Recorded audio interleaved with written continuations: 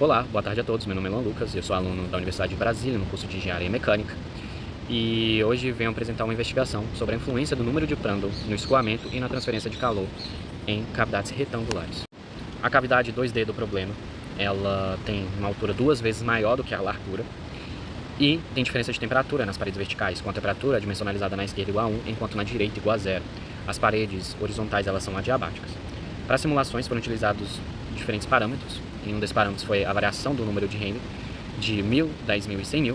E para cada um desses valores de Rayleigh houve uma variação no número de Prandtl de 0.1, 1, 10 e 100.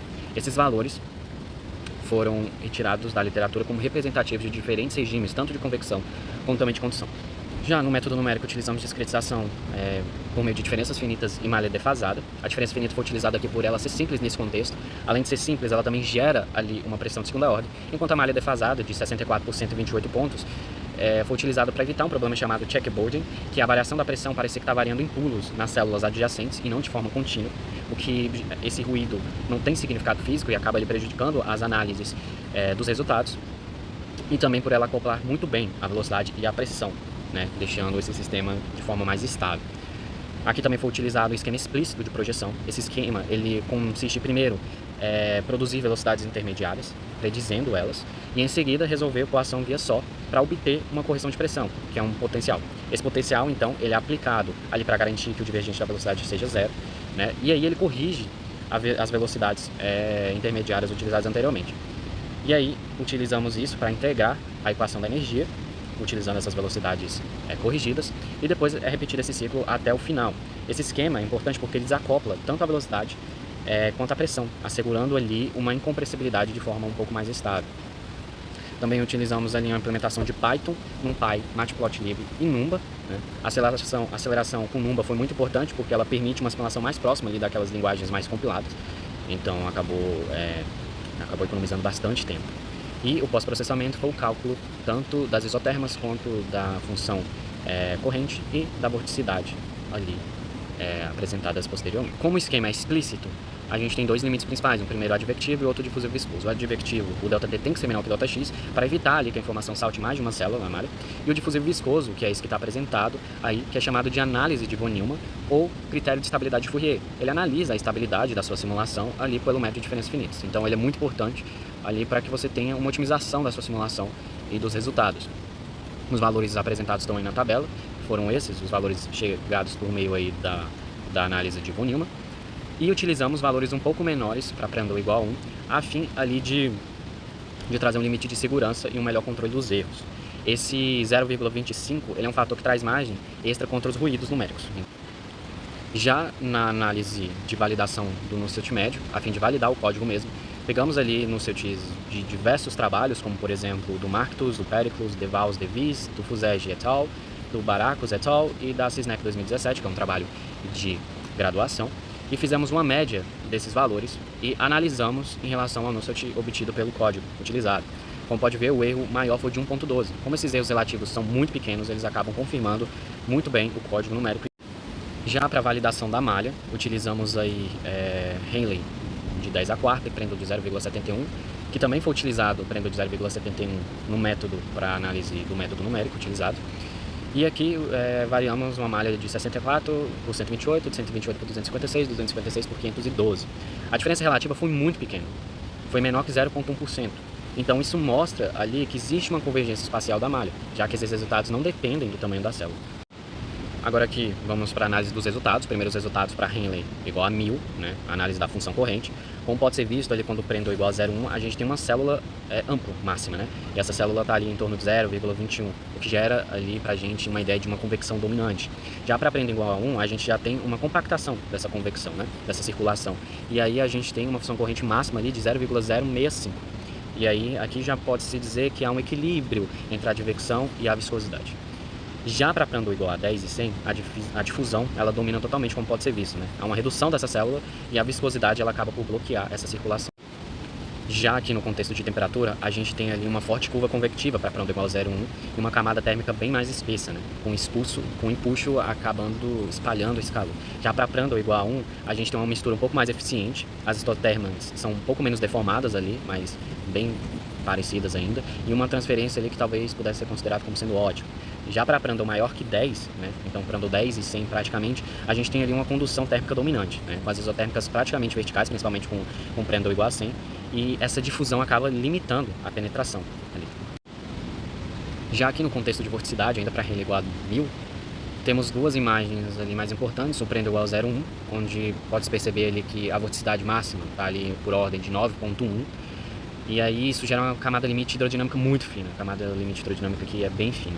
Enquanto ali para Prandtl igual a 100, a gente já tem uma vorticidade bem menor, 0,2 ali, e isso devido ao amortecimento viscoso. Então o fluido praticamente, em caso de Prandtl igual a 1, poderia ser considerado quase estático. Já quando aumentamos um Rayleigh para 10.000, é interessante porque a ação convectiva se intensifica principalmente em Prandtls mais baixos. E aí, nessa análise aqui de função corrente igual a 10.000, para Prandtl igual a 0,1, a gente tem ali uma função corrente máxima de 0,25, que é uma maior advecção do que quando analisamos para Rayleigh igual a 1000. E em Prandtl igual a 100, principalmente, a gente tem ali já uma função corrente muito menor, máxima, né, de 0,012, o que indica que a viscosidade, de certa forma, ela ainda suprime essa circulação. Agora aqui no contexto de campo de temperatura em Rayleigh igual a 10.000, temos que para Prandtl igual a 0,1, as ondulações estão bem mais fortes, o que indica ali que tem uma convecção vigorosa acontecendo ali na cavidade. Enquanto para Prandtls mais altos, esses em torno de 10, mas principalmente ali igual a 100, as isotérmicas elas também estão se tornando verticais, como ali quando foi em Rayleigh igual a 1000, o que indica que é um regime ali praticamente quase todo condutivo, um regime quase todo condutivo. Já no contexto de vorticidade aqui para Rayleigh igual a 10.000, se analisarmos ali para Prandtl igual a 0,1, temos que a vorticidade máxima está em torno ali de 17 alguma coisa, o que gera ali uma camada hidrodinâmica, uma camada limite hidrodinâmica ainda mais fina, né, do que foi analisado quando o Rayleigh era 10.000.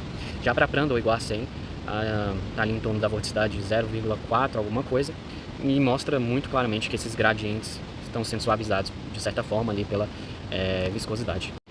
E agora, analisando aí os resultados para Rayleigh igual a 100.000, nesse slide de função corrente para Prandtl igual a 0,1, a função corrente máxima está em torno de 0,13 mais ou menos, que é menor do que a da circulação observada quando o Rayleigh estava com 10.000, né? Então a circulação é um pouco mais confinada nesse caso.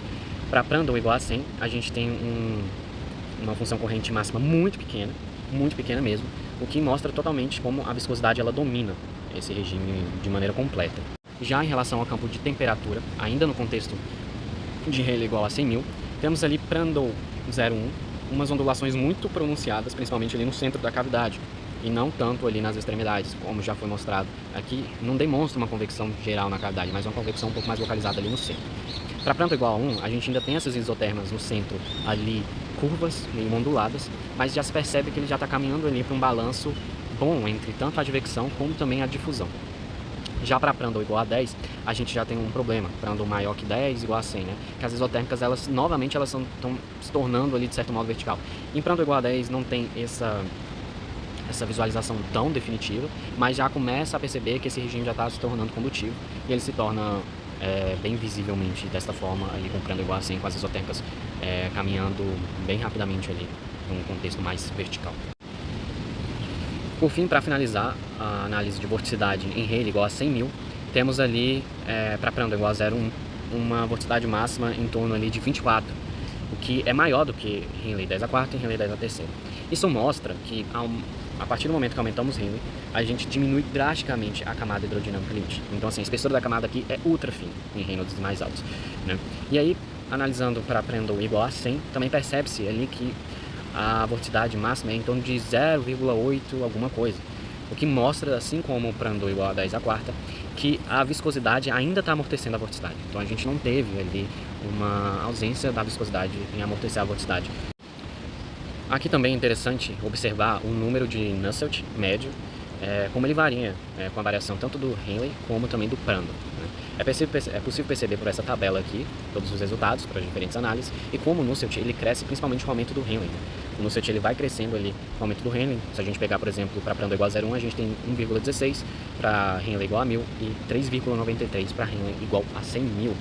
E em cada Rayleigh é interessante também perceber que o Nusselt ele atinge mais ou menos o seu pico ali em torno de Prandtl igual a 1. E ele decresce depois que ele aumenta, né? Então ele vem aumentando, chega no limite em Prandtl igual a 1 e depois ele decresce.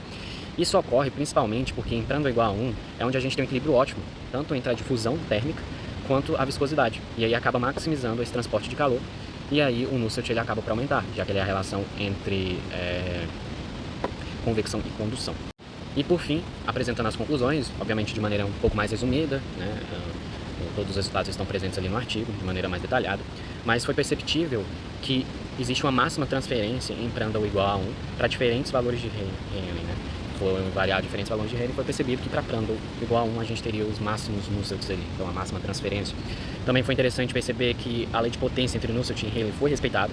O valor do coeficiente encontrado para esse trabalho foi de 0,28, o que está de bom acordo com as correlações clássicas já obtidas em outros trabalhos.